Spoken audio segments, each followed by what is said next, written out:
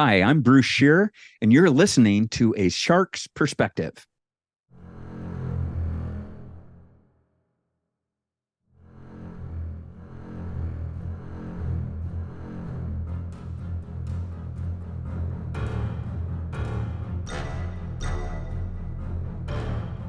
Welcome back, and thank you for joining A Shark's Perspective. I'm Kenneth Kinney, but friends call me Shark. I am a keynote speaker, a strategist, a shark diver, host of this show, and your chief shark officer. When you introduce a new product, service, or solution, what are the costs you're expending? I mean, after all, there are the dollars, and most CFOs, banks, or investors don't lend twice for any do-overs. What about the space that story takes up in someone's mind? There's a lot of traffic there too, so it's not like people are waiting for you to refine it. Most brand market stories are not afforded a second look. With all the costs being literally and figuratively expended, then how do you inspire your buyers with a go-to-market story that sizzles? Bruce Scheer is a professional speaker and president of NSA Northwest, a CEO of a consultancy, and the author of Inspire Your Buyers, Go to Market with a Story That Sizzles. And on this episode, we will discuss living and studying overseas, a story that sizzles, messaging frameworks, the narrative imperative, trick questions with solutions, problems, and outcomes, the big solution and the path to change, developing a set of prescribed next steps, communicating your narrative through simple, unforgettable visuals, the big solution and a path to change, aligning teams, Shark GPT, and a lot more. So let's tune into a CEO who takes a walk with this podcast, with a shark who of course takes a swim on every episode of this podcast. So let's dive into this episode of A Shark's Perspective. Bruce, welcome to A Shark's Perspective, if you will. Tell us a little bit about your background and your career to date. Oh, thanks, Shark. Yeah, it's wonderful to be on your show. It's one of my favorites that I actually listen to, and I've got a list. I walk every morning, 10,000 steps, and I love coming into your show. I always learn something and great takeaways, and a host second to none. So, Shark, just a bit about my background. I'm a CEO of You're a professional liar. Yeah. But thank you for the compliments. Yeah. So anyway, CEO of InspireYourBuyers.com. So that's a consultancy firm that helps organizations get their story straight and very much into revenue enablement. We'll partner with organizations to kind of bring it and help them accelerate revenue growth for some of the largest organizations in the world, and scale ups and every now and then a startup or two. So that's on the business side. I love doing community service, and this is my year to be president of National Speakers Association Northwest. And that's been a lot of fun, Shark. We're on our way to doubling our membership. So kind of applying some of these principles, even in the not-for-profit world of the National Speakers Association. Redid the website and working on our value proposition. Just recently, Shark, we formed the West Coast Alliance, and that's 5 chapter presidents, including myself, up and down the West Coast, making sure that all our members can attend each other's sessions. So instead of just like one thing a month, now you got like 5. So that's been exciting. So just my background, though, is I'm kind of born and bred in Oregon, went to University of Oregon, studied all over the world. I call University of Oregon my credit brokerage house. They were good for me both as an undergrad and a grad. And lived in Asia for 10 years, frequent Europe all the time. So I do a lot of international work. And I just kind of landed into, this one domain. I call it the cherry on the top for me. I just love it. But it's helping organizations get their story straight. And I typically work with business leaders and revenue leaders to do that, and then, scale that with their teams, their sales and marketing and product teams. Where all of you lived all over. I think you studied overseas as well. I did. Yeah. I went to University of Copenhagen, lived in Denmark for a bit. Hawaii was like a foreign country for me, Shark, back in the mid 80s, went to UH Manoa for a while. Again, U of O was my credit brokerage house. Cornell, spent time over there. And then I didn't stop doing education. I represented University of California, Berkeley management education in Asia Pacific for quite a while as well. So I just kind of continued. I'd bring profs in, and I'd go act like a student and enjoy them, both the dinners before they were on stage, and then I'd be a student in the room as well. So I love learning. Well, I had a chance to read your great book, Inspire Your Buyers, Go to Market with a Story That Sizzles. What inspired you to write the book, and who was your initial target for it? Absolutely. Well, I mean, it's kind of my story, if you would, of helping business leaders over, 20 years go to market successfully. One of my old bosses told me, you can't afford to go to market twice. It's way too expensive, and time goes by. You lose an opportunity. And so that was ingrained in me a long time ago. And just thankfully, I've been able to do that practice working with business leaders and go-to-market teams across HP, Microsoft, SAP, et cetera, go to market with a new product, new solution. I call them big bets, Shark, where my client has made a huge investment in going to market with, product investment, partnerships investment in building out teams. And gosh darn it, they typically blow it as it comes to going to market with a story that sizzles.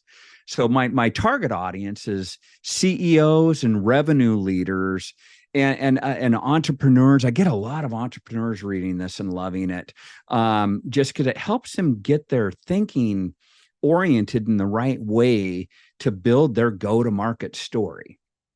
Well, you focus a lot on the narrative and the story, and something I was thinking about, and you said it right there with entrepreneurs. I mean, people that are, at least in some startups, but the win of when you come into a company obviously will change where you fix the narrative that exists with that company. When it's an entrepreneur, often it's early on and it's a little bit of a blank slate versus, you mentioned SAP or some big company like that. If you go in to consult with them, changing that narrative is a lot different. So I'm curious if you can yes. add any insight as to what you see when you do this, that is kind of the when you take a look at their narrative. Absolutely, Shark. And for the listening audience, I just need to mention, I still have a pretty good full head of hair, but I have lost some, especially as it relates to some of those bigger organizations like SAP, et cetera. Well, the more you listen, the grayer it gets, just like mine. Yeah. But the hair loss, especially for some of these bigger organizations, is when you're designing a story, a go-to-market story, there are lots of opinions, and that gets amplified in bigger organizations.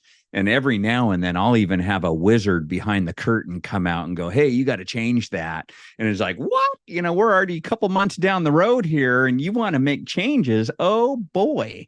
And again, like my boss said, you can't afford to go to market twice. And the tax is so heavy. But anyways, sorry, you gave me some PSTD or whatever, PTSD yeah. around working with my bigger clients and the opinions that surround them. But one big winner, Shark, on all this as you're designing your story that sizzles is focus on the buyer. That's the opinion that matters the most. And that's typically like when a marketing director goes, hey, Bruce, here's our brand guide. Follow this. I'm like just going, have you tested this with our target buyers for this particular solution that we're betting the farm on? Well, no, not really. And I go, yeah, I didn't think so. So let's not focus on internal opinions and insular thinking. Let's develop a narrative and go test that with our target buyers. And that opinion matters the most. That's what drives revenue growth, that buyer back perspective that I really drive towards with the teams that I serve. Well, and that also, you said internal, the internal voices, that can include external agencies. Because in any bigger organization where there's, say 20 agencies working with them, it doesn't matter if they have nothing to do with brand messaging. They will make certain that they let you know what their opinion is and complicate the matter more. And until they start to align that message with whatever the true narrative and story is, it becomes a jumbled mess to your customers. Yeah, Shark, I won't mention client by name, but they are a top fintech provider. And they had an agency that they engaged to work on their messaging platform, their messaging framework. And they also engaged me and my team, and it was really wild. I met with the agency, leader, owner, and 3 times, and I gave them the framework I needed, which is in the book that I sent to you, around how to design a story that sizzles. And I said, hey, whatever you guys do, I know you're going to do your messaging framework and do what you normally do, but is there any way that you could help me in my job? I need to build a narrative that sizzles. And I gave them the structure and reiterated that 3 times. Did I get that structure back from them? Hell no. Yeah, I literally didn't. I got the typical messaging map and some, very intelligent, well put together, message bites, but I did not get the story. And so I had to, kind of irritate my client and do additional work. Hey, we already did all these interviews with the agency. What are you doing? And I'm like, well, sorry, guys, we didn't get the answer we needed. So kind of had to do some redo on that to get the narrative straight. And so far, they're doing really, really well with it. So very often I try to leverage, the branding work, the agency work, gosh, there's internal people in the organization that cook up stuff too. I typically talk to all the best sellers and say, hey, send me all your stuff. And that's completely different than anything that marketing has done. And so I get immersed in this, and then we start to craft, a narrative that's going to work really well for them. So tell us a little bit about what is the narrative imperative? The narrative imperative? Geez, if you don't have a killer narrative, a narrative that sizzles, my gosh, you're leaving money on the table, and chances are you're going to take everybody down a rat hole and have a whole lot of no fun. And when you have a great narrative, I'm telling you, all boats rise. You do a great job of execution around that narrative, and that's why I typically work with the sales team, the marketing team, and the product team to really align with that narrative, where we can put all the wood behind that arrow and really go to market with impact. And when you do that, it's more profitable. The owners love it. And everybody involved with it's just having a better experience, getting better results. That, to me, is the narrative imperative. And sadly, many organizations didn't get the memo. They still don't have it. And there's a lot of opportunity out there to get this right. Hence the reason for the book, Shark. Well, I want you to tell us a little bit about your trick question that you've tried to get me on before. Okay. Yeah, my typical trick question. And I came to this question having a big argument with a president that I was serving. So the trick question is, what are you selling at the end of the day, Shark? Are you selling a solution, a problem, or an outcome? At the end of the day, what are you selling? Oh, I'm not doing the pull my finger, because you've basically gotten me on this before. So go ahead and explain this to the audience. So the answer is, as Shark had rightly pointed out, it's a trick question. You're at the end of the day, to sell something, I argue you have to sell all 3. It's not just one, it's all 3. And then the next part of my trick question is, if I have agreement there, yeah, Bruce, you're right. You do need to sell all 3. Now, in what order do you sell them to get a buyer to buy? And that's also, I see people squirm when I ask that question, Shark. So how did you come about looking at it that way? My clients teach me. They pay me to learn from them. And I got into this big fight with one of my clients, a president. He wanted to sell the solution, and we were putting together a booth for him for a trade show that he wanted to go to. And I wanted to lead with the problem on that booth, and he wanted to lead with his branding, his name, and the solution. And sadly, his brand was just nothing. Nobody knew that brand. It was, just a total no-name brand. So, why would you lead with that? That's not going to get attention. They hadn't invested their millions and billions in building a brand, not at all. And but that's where he wanted to go, and I go, no chance. We really got to lead with the problem. So funny enough, he brought me into that thinking through that debate. Then I had to prove myself. And have you heard of a guy named Daniel Kahneman? In his book Thinking Fast and Slow, really wonderful. But he coined and did a lot of research behind prospect theory and loss aversion. And that's beautiful work, Shark, because it really proved my case that if you want to disrupt a buyer status quo and get them interested in true change, not just interested, but willing to take action, you really need to break their paradigm and disrupt their status quo thinking. And the number one way to do that is leading with the problem. That's the biggest motivator to get someone to want to change. People hate pain and problem, and they want to move away from that.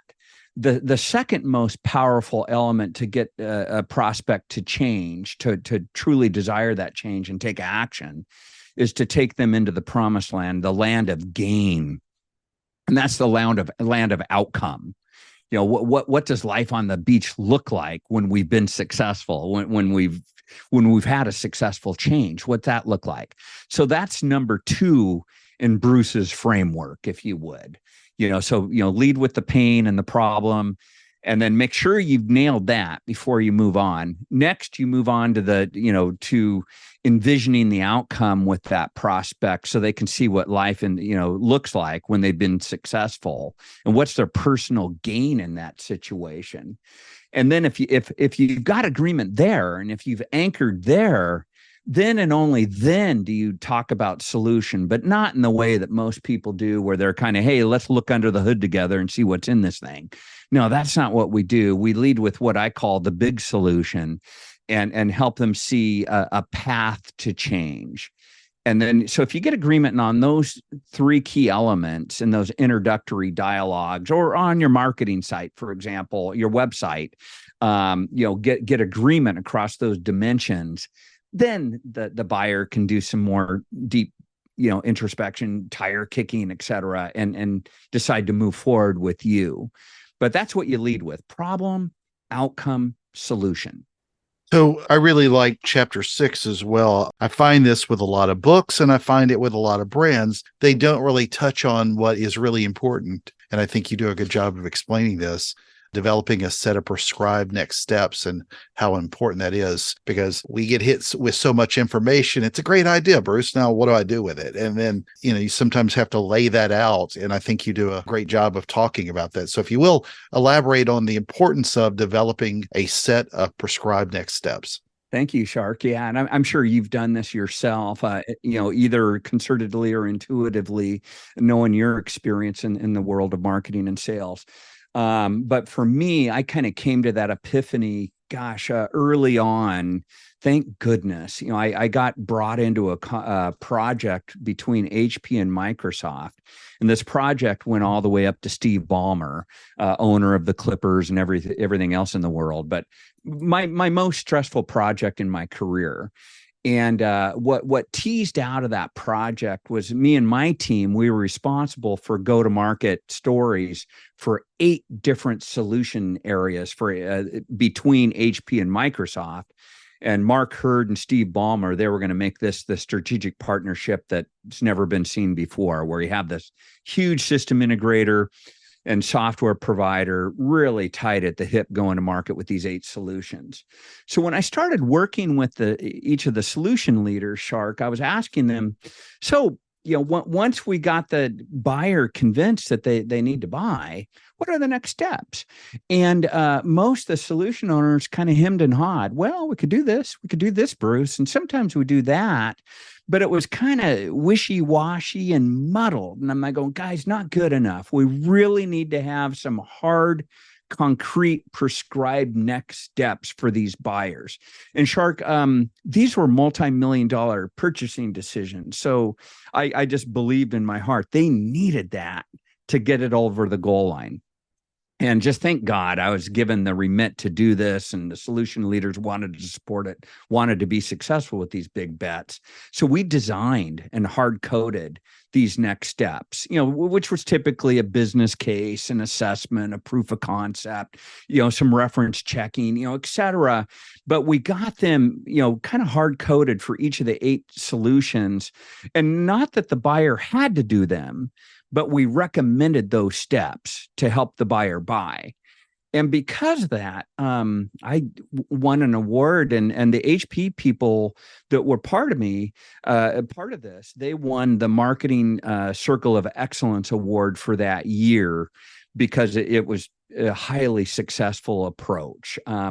Each buyer that started a selling conversation with us, over 50% of those buyers bought those multi-million-dollar decisions. So it was wildly successful. Well, a French writer wrote this saying, a goal without a plan is just a wish. And so it's always been uber important for me to help get people into those next steps. Otherwise, it's a lot of fun conversation, but it goes nowhere. So yeah, and I found, Shark, that you need to kind of build those next steps. It's not easy. It's not just a magic wand. I have to, what's that assessment look like? What are the dimensions of that assessment? Where's the benchmark data against that assessment? The business case, the ROI, what's that look like? Where's the proof around that? How are we going to convince a CFO that business case is valid, that it's worth investing in, and the return's going to be higher than that investment? So just, it might be nice to say, but I'd also say mastered by few. You really got to get that dialed in. That's a separate effort. Yeah. Well, I love doodles in books, and you get some great doodles. And I thought it kind of reminded me of this question. The first one, when it's in the introduction, it's almost sort of a signal to me as a hand coming out of the water. There was another one where you were telling the story about your dad's boat, and there's a fin on top of the boat that you'll see. But it kind of goes back to one of the last chapters. Talk about the importance of communicating your narrative through simple, unforgettable visuals. Oh, absolutely. Can I give credit where credit's due, Shark? Sure. I asked my wife to do those doodles for me. And that's, this book truly has been a family project, including, that story about me buying my 92-year-old dad's boat. Off Craigslist, yeah. Deferring to my smarter brother, who's never carried a sales bag. But anyways, the visuals were a joy. Yeah, no doubt about it. In the book, there's lots of stats in there around the power of visuals. And one of my really good friends, another pro in my lane, he speaks about Daniel Pink's book, Drive, if you've read that book, Drive. So he is a lover of organizational development and motivation. And he read that book multiple times. But where the light bulbs went off is when Animate, if you remember that outfit that used to animate books, they made like a 5-minute animation of the core of that book, and just light bulbs go off, because of that visual storytelling. So I try to do that with the teams that I serve. How can we visualize the problem that we're solving, the outcome that we're promising, and then the solution that we're delivering? How do we visualize that in a way that's incredibly compelling? And if we can do that, hey, 1,000 words can go away right like that. We've got a picture that's really going to help people get past their status quo bias. But doing that sounds simple. It's really hard. I'm working with an organization right now, the CEO's business. He's founder of it. They've been in business for 30 years and doing really well, but he wants to take it to the next level. Visualizing their story, it's hard. It's not easy. And Chat GPT hasn't solved that problem for us just yet. It's a challenge. And I normally start, Shark, just as a bit of wisdom for the listening audience is start by trying to visualize the problem. And typically when I start an engagement, I ask for, hey, are there any visualizations? Send me your slide deck, send me this and that, send me to your website, but send me to where I can see the problem you're solving. And typically that's just a loud, thud sound or a lot of silence when I ask that question to send me a picture of the problem. It typically does not exist. And that's where we need to begin. That's where we really start thinking it through and start to visualize, what's this problem perspective look like? And I think you saw in that chapter, I gave an example of some work that I did with McKesson Technology, where which was really great, getting the team together in a room and doing tons of doodling as a team. I love to get divergent thinking, so I typically get people into groups. And even with SAP, we did this virtually, global groups, but get people to visualize it, show me what they came up with in terms of that portrayal of the problem domain in a pictorial format, just doodling. And boy, that's really telling. And when we get that right, that can move mountains in terms of busting through that status quo bias. Well, my compliments to you as well, other than just being a good thought-provoking book too, is you did it very concisely, and it doesn't take 6 weeks to read like some people's books have come out of recent that I don't have the patience anymore for, these books that I can't finish in a day or two. Oh man, a guy in our chapter sent me a copy of his book, and I just saw it and I go, oh my goodness, this one is going to take a lot of work to get through. And it doesn't have to be that way. A lot of books, I think there were some rules, Shark. You probably know this really well, but a typical business book, nonfiction, was back in the day, probably 50 to 70,000 words. And in this modern era, I think that the common wisdom's between 25,000 and 50,000 words. I decided to kind of do something a little bit unconventional, but I know Jay Bears, I think, been on your podcast. Oh, he did the same thing where, I took mine down to 12,000, thinking I did mine kind of fast. And the narrated version of my book, Shark, is only an hour and a half. Jay even beat that. You don't have to go long-winded on these things to create the value. And we just buffed and buffed and buffed on this thing to make it readable in the course of a flight. Or one of my friends and CEO of his firm shot me a photo. He was out in France and he read my book in the course of a doctor's office visit. So I'm not expecting people to camp on this thing. And most people won't anyways.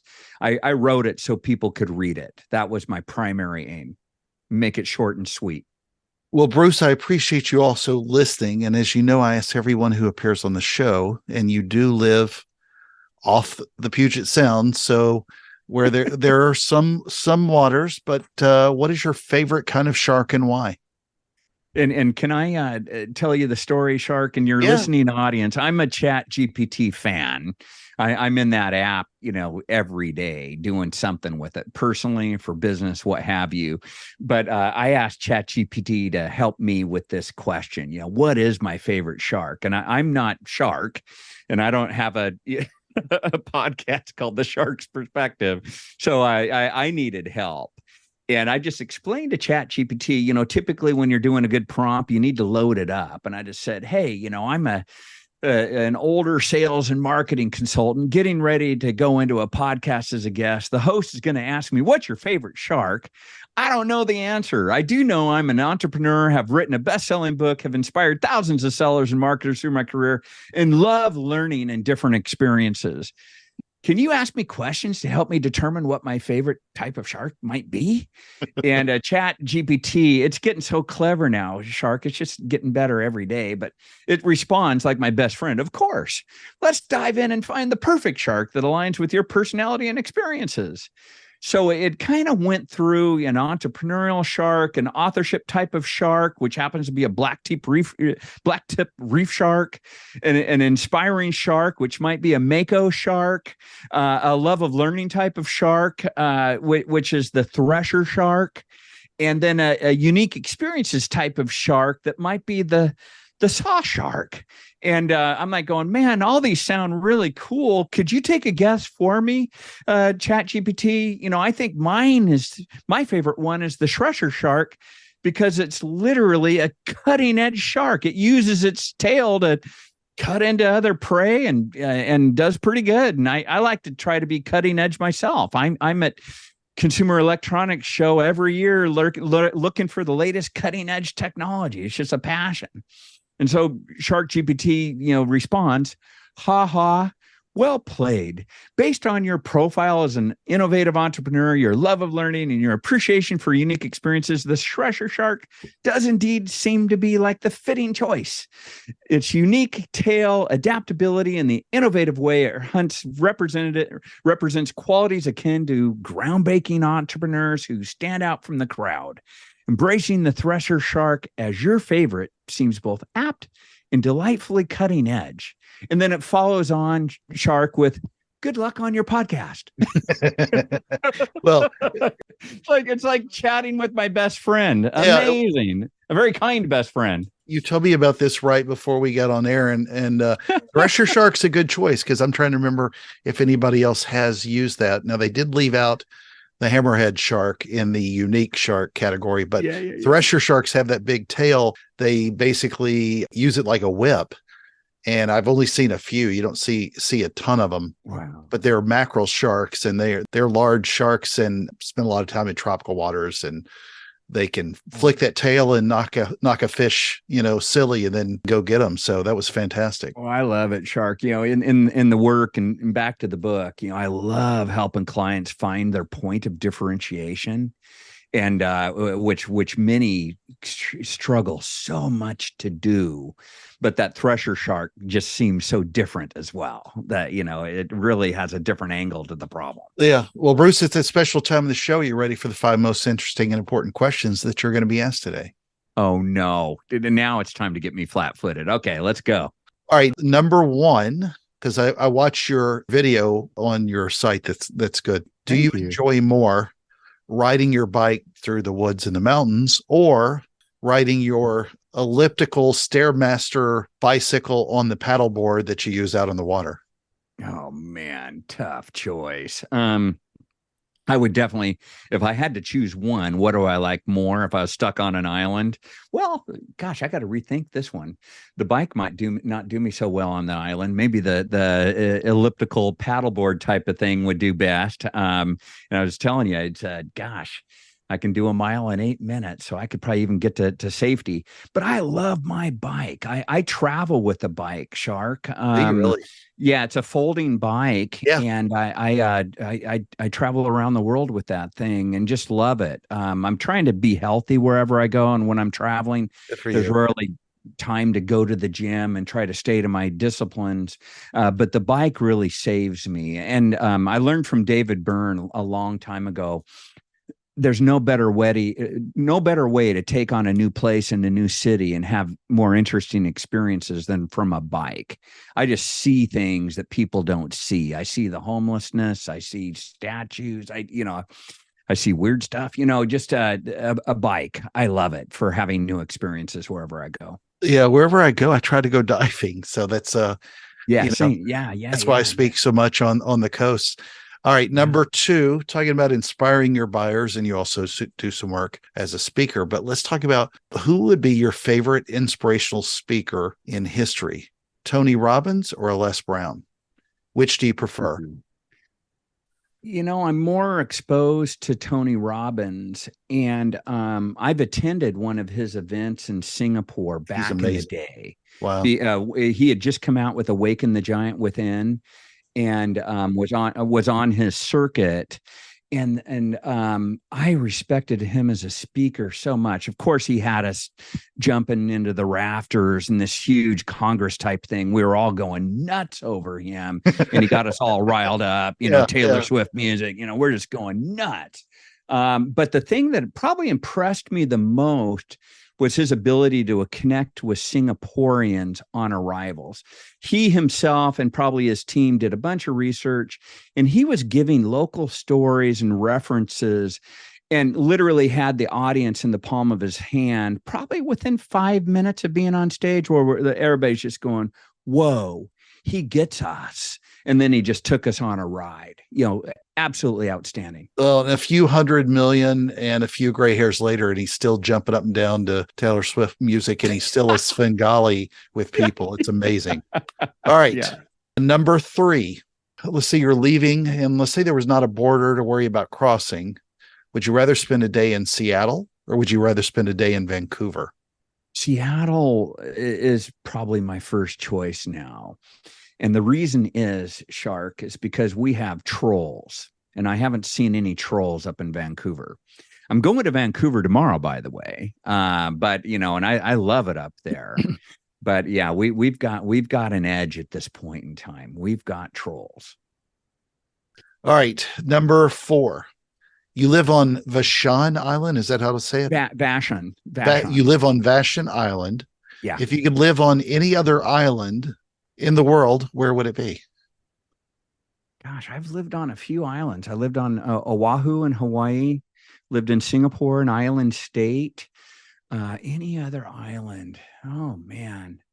I'd probably head back over to Hawaii. My wife and I are heading there for a week in December, and I go back there every year. But I really love Hawaii. That's got beautiful. Friends back there, and yeah, I dig it.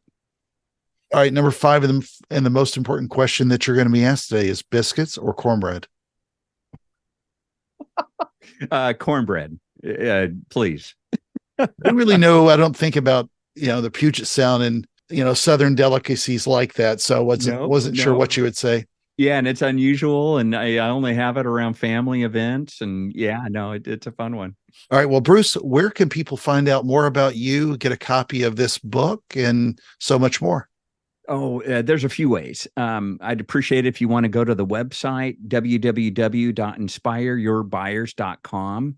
And if you're interested in this book or another book that I was featured in, another 2023 bestseller called, bashfully, The Most Amazing Marketing Book Ever, those 2 books can be found at www.inspireyourbuyers.com/books, where you'll see the books that I've been featured in this year. And I hang out on LinkedIn as well. So my first name's Bruce. It's B, last name Scheer. You'll find me on LinkedIn as well. And I'd love to connect with you and continue the conversation with you there. All right. Well, they call him Bruce. And Bruce, thank you so much for being with us today. The real Bruce. Shark's perspective. The real Bruce. Thank you, Shark.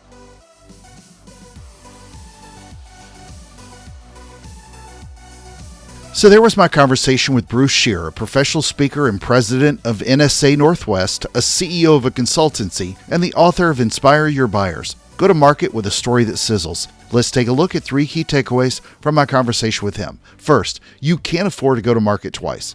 That was some great advice that someone once gave Bruce. You can refine your message throughout that story, but that go-to-market story happens only once. Your wallet likely won't stretch further, so whatever you do, think through that market message.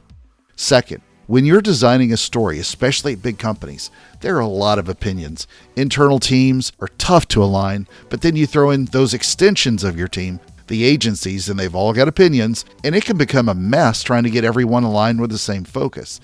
The best way to narrow that target, though, is to test your target buyer. Bruce added, to not just focus on internal opinions and insular thinking. It's the buyer-back perspective, as he described it, that is the winner. Third, to see the success of the narrative imperative, Bruce said to leverage the sales team, the marketing team, and the product team. You've heard me speak about this on many shows. The more you integrate your story throughout all your teams, the better success your story will have. Got a question? Send me an email to kenneth@asharksperspective.com. Thank you again for the privilege of your time, and I am so thankful to everyone who listens. Today, I want you to find your story and make it sizzle. Just don't burn your finger. and join us on the next episode of A Shark's Perspective.